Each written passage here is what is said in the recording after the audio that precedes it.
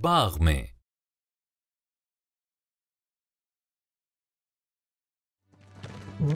जब वो सब खाना खा चुके तो यस्सु ने शागिर्दों से कहा, आज रात तुम सब मुझे छोड़ जाओगे।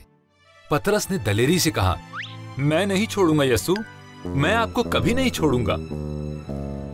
यस्सु ने उदास होकर कहा, आज रात मूर्ख के बांग देने से पहले तू 3 बार मेरा इनकार करेगा और कहेगा कि तू मुझे नहीं जानता। ऐसा करने से पहले मैं मर जाऊंगा, पतरस ने कहा। जब वो गतसमनी बाग में पहुंचे तो यस्सु ने अपने शागिर्दों को दुआ करने के लिए कहा। शागिर्द बहुत थके हुए थे, वो सो गए। यस्सु अकेला ही बाप से दुआ करता रहा। यस्सु जानता था कि उसके दुश्मन उसे मारना चाहते थे। वो ये भी जानता था कि उसके मरने का मंसूबा खुदा की तरफ से था। उसने दुआ की, मुझे कोई दूसरा रास्ता दिखा तो भी जैसा तू कहेगा मैं वैसा ही करूंगा।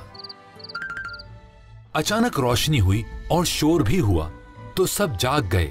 गुस्से से भरा हुआ एक हुजूम आया जिनको मजहबी रहनुमाओं ने भेजा था। यहूदा ने यस्सु को चूमा ताकि बता सके कि किसे गिरफ्तार करना है। यस्सु ने कहा, जिसे तुम ढूंढ रहे हो वो मैं हूं। जब उसने ये कहा तो सब गिर गए। फिर उन्होंने यस्सु को पकड़ लिया और मजहबी रहनुमाओं के पास ले गए।